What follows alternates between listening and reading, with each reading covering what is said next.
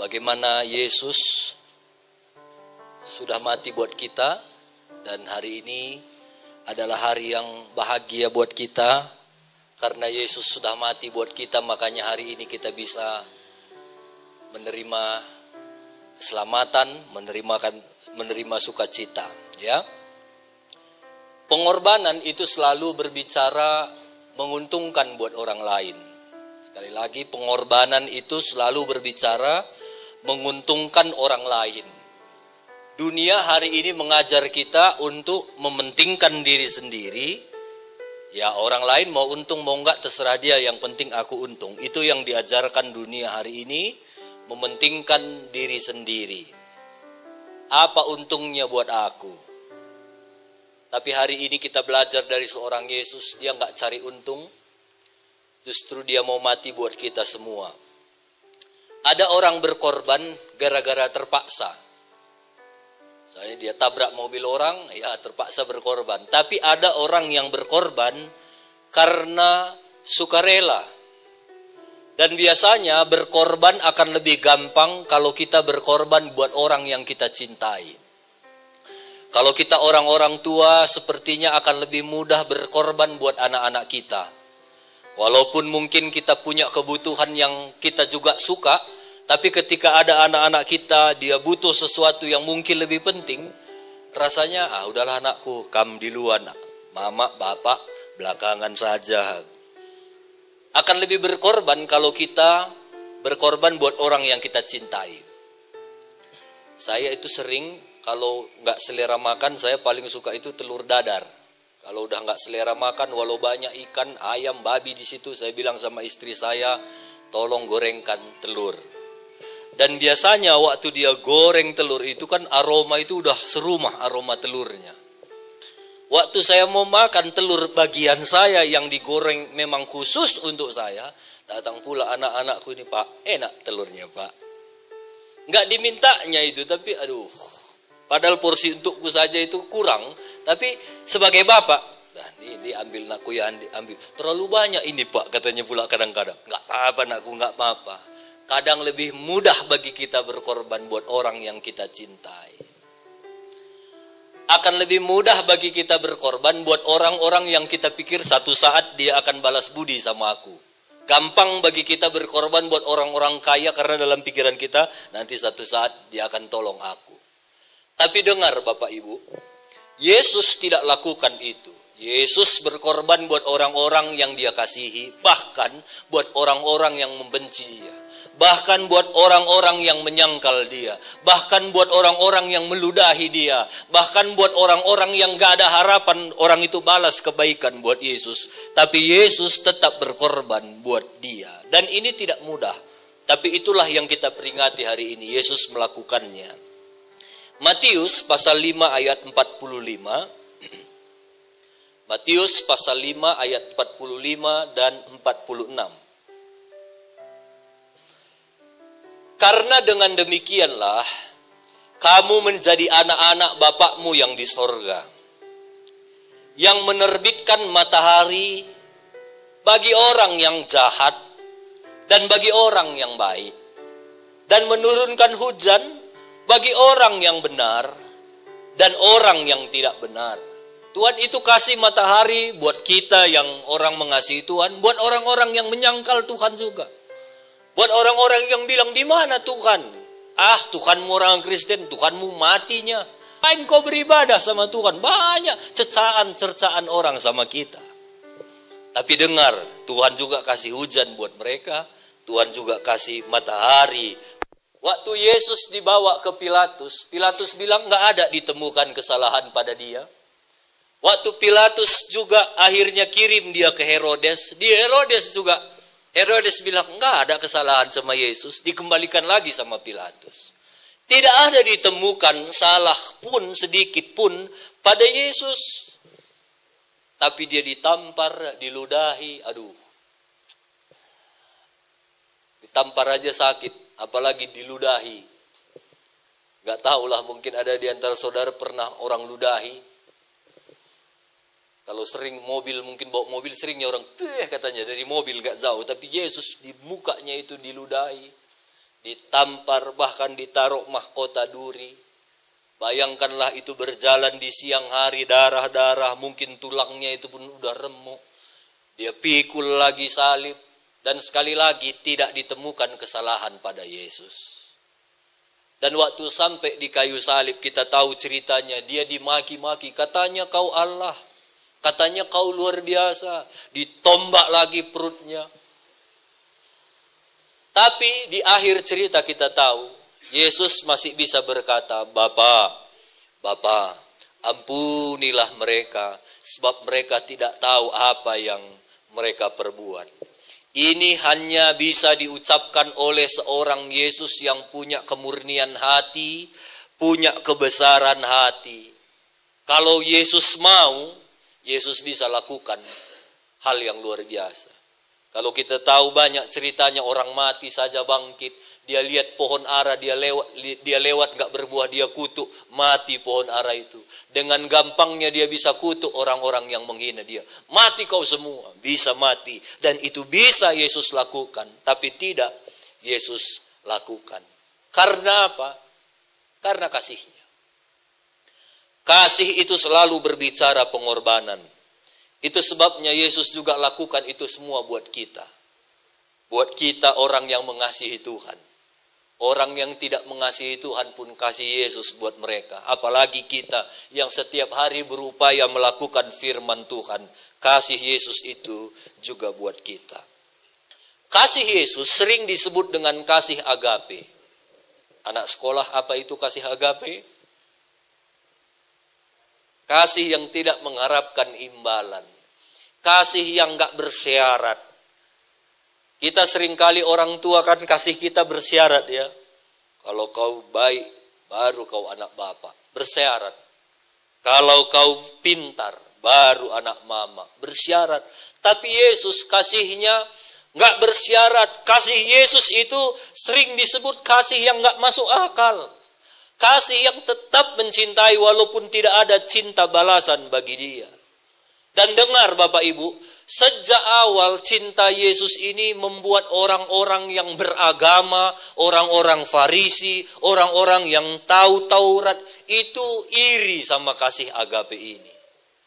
Dia merasa terlalu gampang Yesus itu mengampuni, terlalu gampang Yesus mengasihi, terlalu gampang Yesus bilang sama pelacur, dosamu sudah diampuni. Terlalu gampang Yesus masuk ke rumah Sakeus orang berdosa. Hari ini juga ada keselamatan di rumah ini. Terlalu gampang bagi orang Yahudi. Mereka merasa, aduh, terlalu mudah. Pernahkah kita dengar juga cerita orang satu anak sulung dan anak bungsu. Anak bungsunya bilang sama bapaknya, minta semua bagianku Pak. Lalu dia pergi dari rumah, dia berfoya-foya, dihabiskan hartanya, dia bikin malu nama bapaknya. Tapi satu kali waktu anak itu pulang, apa yang dilakukan bapaknya? Ini perumpamaan, itulah yang dilakukan juga oleh Yesus buat kita Bapa di sorga. Dia lari, dia peluk anaknya, mari nakku, mari nakku. Padahal anak itu sudah bikin malu bapaknya. Udah habiskan harta bapaknya. Tapi bapaknya bilang sama pembantunya, bikin pesta yang terbaik, kasih baju yang terbaik, kasih cincin yang terbaik. Dan waktu anak itu dipeluk, dirayakan, datang abangnya, anak sulung. Apa kata abangnya? Apa-apaan ini? Lalu dia bilang sama bapaknya, Bapak, aku selama ini ada sama Bapak, melayani Bapak. Tapi sampai hari ini, nggak pernah satu ekor anak kambing pun Bapak potong buat aku. Adikku yang sudah bikin malu Bapak, yang berdosa. Bapak kasih makanan yang terbaik. Itulah anak sulung. Dia gambarannya sama seperti orang Farisi. Merasa dirinya lebih baik. Merasa dirinya lebih tahu firman. Merasa dirinya lebih pantas untuk dihormati daripada adik. Tapi Yesus tetap mengasihi orang yang berbuat dosa asal dia kembali. Saya berharap kisah ini tidak ada pada kita. Ada orang-orang yang kadang-kadang merasa dirinya lebih suci, lebih senior, lebih berohani. Tapi bagi Yesus tidak ada orang yang model begitu. Bagi Yesus justru seberapa besar pun pelanggaranmu, seberapa enggak layaknya kita rasa hidup kita, justru waktu kita datang sama Tuhan, Tuhan aku enggak layak. Yesus bilang, mari nakku, mari. Justru kalau kau merasa enggak layaklah, aku datang untukmu. Justru waktu engkau merasa sakitlah, enggak ada apa-apanya, enggak bisa aku andalkan apapun kecuali engkau. Justru itulah aku datang. Tapi justru waktu kita dengar ceritanya orang Farisi, kakak sulung, itu sering sekali diceritakan sebenarnya anak yang terhilang itu bukan anak bungsu, tapi anak sulung. Dia terhilang di rumah bapaknya. Saya berharap sebagai anak-anak Tuhan sadarlah kita bahwa kita ini semua ada hanya karena anugerah Tuhan. Jangan pernah melihat orang lain, jangan pernah menilai orang lain. Karena Yesus juga tidak pernah menilai orang lain. Yesus pun gak pernah menilai perbuatan Sakeus, pemungut cukai yang merugikan bangsanya.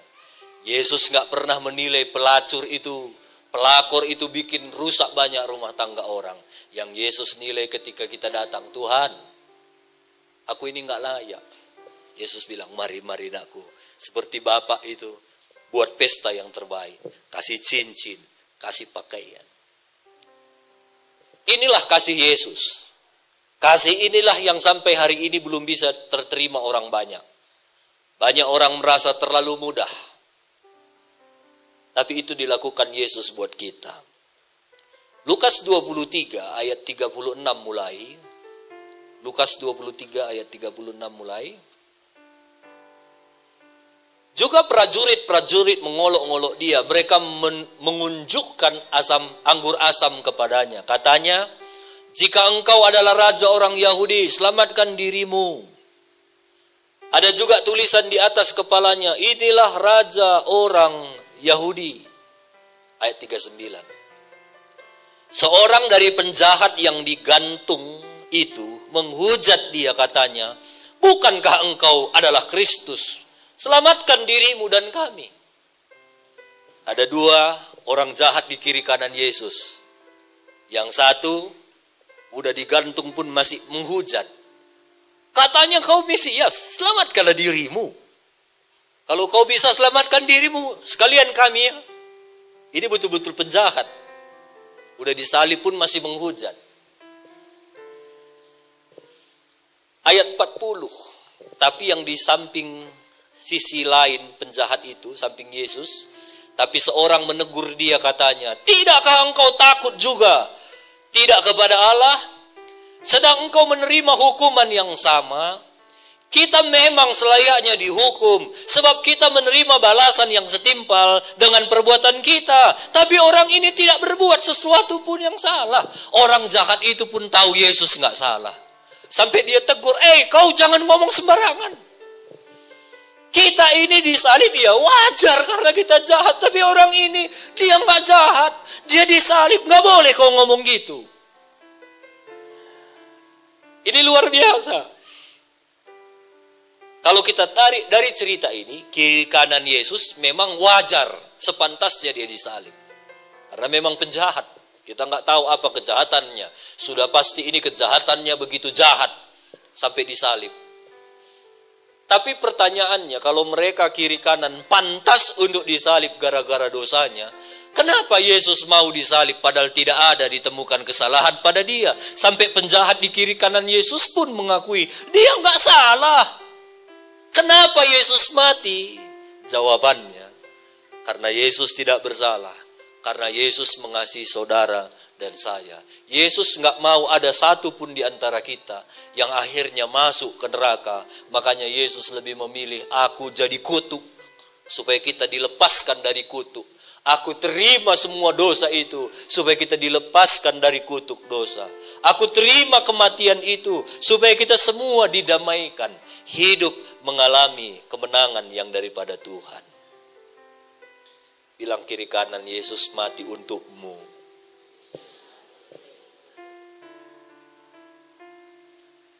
Kira-kira kalau satu saat kita harus dihukum mati, mungkin kita melakukan satu pelanggaran, ya bisa saja mungkin kita melakukan, contoh misalnya kita bawa mobil, tanpa kita sadar kita ngantuk, sampai akhirnya kita tabrak satu bangunan, dan di dalam bangunan itu banyak orang, akhirnya runtuh bangunan itu dan mati. Gara-gara itu kita harus dihukum mati. Tiba-tiba ada satu orang, dia bilang, gak usahlah kamu dihukum mati, sudahlah aku saja yang dihukum mati. Kira-kira kalau orang itu sudah mati gara-gara kita, apa saja yang kita lakukan buat orang itu? Wah, pasti banyak hal. Mungkin kita akan cari tahu siapa keluarganya. Mungkin sampai mati kita akan cerita sampai sama anak kita, anakku itu dulu harus kalian hormati bapak itu, keluarganya, anak-anaknya, sampai bapak mama, sampai kalian dewasa. Ingat ya, jangan pernah lupakan dia ya. Kalau kalian sudah sukses, tolong dia ya. Kalau kita lihat ada kuburannya, pasti kita kasih kuburan yang terbaik, karena ada seorang yang sudah pernah menyelamatkan nyawa kita. Sudah pasti apapun kita mau kerjakan, karena ada satu pribadi yang mati buat kita. Hari ini hal itu dilakukan oleh Yesus buat kita. Pertanyaannya, Yesus nggak nuntut banyak, Yesus nggak paksa kita. Tapi marilah kita tunjukkan bahwa ada seorang Yesus yang sudah mau mati buat kita. Kita lakukan apa yang menyenangkan hati Tuhan, itu saja. Yesus nggak minta kita harus mati. Yesus cuma minta setiap hari kalau ada pun pilihan, pilihlah bagaimana kita menyenangkan Tuhan. Semua yang kita sudah pernah kerjakan masa lalu, pelanggaran kita, hari ini kita sudah dengar ceritanya, sudah dilupakan Tuhan asal kita mau minta ampun sama Tuhan. Lukas 23 ayat 42, satu orang tadi yang bilang, kau jangan gitu sama Yesus, Yesus ini gak salah apa-apa. Lalu dia ngomong dari hatinya sama Yesus, Yesus, ingat akan aku ya, apabila engkau nanti datang sebagai raja. Penjahat itu sadar dia akan mati.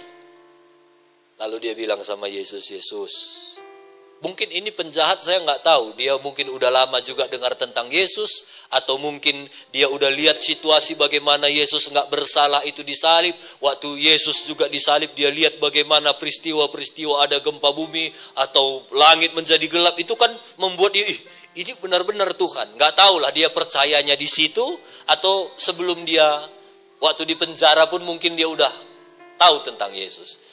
Tapi itu nggak penting. Lalu dia bilang sama Yesus, Yesus, kalau nanti Yesus datang sebagai raja, ingat aku ya. Cuma itu kalimatnya. Lihat apa kata Yesus. Ayat 43.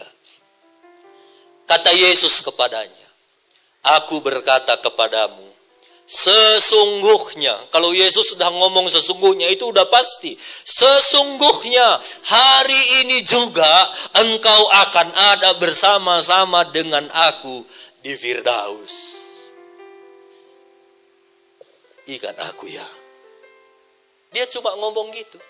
Dia nggak ngomong banyak. Dia mungkin nggak tahu tentang Alkitab. Dia nggak tahu tentang kebaikan. Tapi Yesus bilang, iya, aku ingat kau. Sesungguhnya hari ini juga kita akan sama di Firdaus. Gampang kali om. Memang gampang. Hanya percaya. Si penjahat ini, dia belum sempat mungkin dibaptis. Si penjahat ini belum sempat mungkin melayani. Jadi kalau ada pertanyaan nanti, om, kalau belum dibaptis nggak masuk surga. Saya bilang masuk surga. Tapi tanda kita murid Yesus, kalau ada kesempatan berilah dirimu dibaptis. Karena Yesus juga dibaptis. Kalau penjahat om, masuk surga. Masuk surga asal dia percaya sama Yesus. Ini waktu yang sungguh sangat singkat. Belum sempat mungkin dia melayani. Mungkin dia belum sempat memberi banyak. Belum sempat mungkin dia melakukan kebaikan. Mungkin penjahat ini belum sempat minta ampun sama orang-orang yang mungkin pernah dilukainya. Atau keluarga-keluarga yang mungkin pernah dibunuhnya. Belum sempat. Tapi Yesus lupakan semua masa lalunya. Yang terpenting bagi Yesus, Yesus, ingat aku. Ada satu kepercayaan di hatinya, Yesus ingat aku. Dan Yesus bilang, hari ini juga kamu akan bersama dengan aku di Firdaus. Nah, jadi sederhana sekali. Itu yang Yesus lakukan buat kita. Jadi Yesus itu bukan seperti tanggapan kita di dunia ini. Harus begini, harus begini, harus begini. Perbuatan baik itu tidak akan membawa kita masuk ke sorga. Wah, sesat om ini. Dengar ini. Perbuatan baik tidak akan menjamin kita masuk ke sorga. Banyak pun amal itu tidak menjamin kamu masuk ke sorga. Karena Yesus nggak pernah bilang kalau kau mau masuk sorga, banyaklah beramal, buatlah kebaikan. Nggak ada itu. Yang Yesus pernah bilang begini, Yohanes 3 ayat 16. Ini ayat hafalan kita ya. Karena begitu besar kasih Allah akan dunia ini, sehingga dia mengorbankan anaknya yang tunggal. Supaya setiap orang yang percaya kepadanya tidak akan binasa, melainkan beroleh hidup yang kekal. Yesus nggak bilang setiap orang yang berbuat baik, setiap orang yang suka memberi, setiap orang yang rajin hari Minggu kebaktian, setiap orang yang rajin komsel. Enggak, cuma Yesus bilang setiap orang yang percaya kepada aku. Pertanyaannya sekarang, percaya nggak kita sama Tuhan? Percaya nggak kita masuk surga segampang itu? Tuhan, aku percaya kepadamu. Cukup. Tapi, dengar ini, perbuatan baik tidak membawa kita ke sorga, tapi orang yang percaya kepada Yesus, dia pasti berbuat baik. Ya, enggak membawa ke sorga, tapi orang yang percaya kepada Yesus pasti berbuat baik. Jadi jangan pula kamu nanti kurang-kurangi perbuatan baik itu. Teruslah berbuat baik buat semua orang, buat orang di sekitar kita. Tapi dengar, itu tidak menjamin kita masuk sorga. Kalau perbuatan baik membuat kita masuk sorga, siapa kita di sini yang yakin masuk sorga? Hari ini saja sampai jam 10. Coba hitung-hitung. Siapa kamu di sini sudah kalau ditimbang lebih banyak perbuatan baik daripada perbuatan jahat. Aku saja kalau ditimbang-timbang mungkin sudah lebih banyak perbuatan jahat. Kalau karena perbuatan baik mungkin aku pun gak akan masuk surga. Makanya kita Kristen itu memang perbuatan baik penting, tapi itu tidak menjamin kita masuk surga. Iya, kalau perbuatan baik kita lebih tinggi kita bisa masuk surga. Gimana pula masalahnya nanti kalau perbuatan baik sama perbuatan jahat kebetulan sama pula. Mau kemana kami ini? Ke surga atau neraka? Soalnya semua ada surga dan neraka. Nggak mungkin kami di tengah-tengah.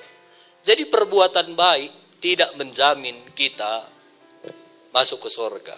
Tapi sekali lagi, orang yang percaya kepada Yesus, dia akan terus berbuat baik. Berbuat baik, berbuat baik. Hari ini, kesempatan yang indah buat kita. Yesus ada buat kita. Dia mati buat saudara dan saya. Bukan karena perbuatan baik kita, enggak. Yesus enggak lihat masa lalu kita. Yesus enggak lihat perbuatan-perbuatan kita yang baik, perbuatan-perbuatan kita yang jahat. Yesus cuma lihat, percaya enggak sama aku? Percaya enggak sama aku? Percaya enggak aku itu ada? Kepercayaan itulah yang akan membuat kita bisa sama-sama nanti memuji Tuhan lagi di surga semua. Jadi ingatlah, biarlah kita tidak sama seperti orang Farisi. Saya sekali lagi ingatkan, perbuatan baik itu penting, ibadah itu penting, rajin melayani itu semua penting. Tapi jangan pernah merasa itu akan jadi tolak ukur kelak aku masuk surga. Enggak ada itu. Ke surga itu cuma aku percaya sama Yesus. Ke surga itu cuma kita berkata, Tuhan, semua anugerah Tuhan. Kalau aku ada hari ini, semua anugerah Tuhan. Bukti kita percaya kepada Tuhan, firman Tuhan bilang, bukti kamu mengasihi aku, kamu akan melakukan setiap firman Tuhan. Pulang dari tempat ini, lakukan firman Tuhan. Itulah bukti kita percaya. Kalaupun mulut kita bilang, aku percaya kepada Tuhan, tapi sikap hidup kita tidak menunjukkan bahwa kita orang-orang yang percaya kepada Tuhan, itu juga sia-sia. Jadi hari ini, percaya kepada Yesus. Percaya saja, Om. Iya, percaya saja. Nggak perlu manuk bentar, ayam putih. Nggak perlu. Nggak perlu gula setengah kilo sama rokok 1 bungkus, nggak perlu. Percaya saja. Saya nggak tahu, mungkin hari ini ada di antara saudara yang, terlalu gampang. Atau mungkin ada di antara kita yang nggak pernah sekalipun dalam hati kita, mungkin kita nggak tahu pelajaran ini. Masa gitu? Ini firman Tuhan. Barang siapa yang percaya kepadaku, dia tidak akan binasa. Dia nggak akan dapat neraka. Hari ini, sebentar kita akan berdoa. Ingat, seberapa besar pun dosa pelanggaran kita, sudah diampuni oleh Tuhan. Sudah diampuni. Jangan pernah merasa, aku nggak layak. Kita diampuni, dikasihi bukan karena perbuatan baik kita, tapi karena kita percaya kepada Tuhan.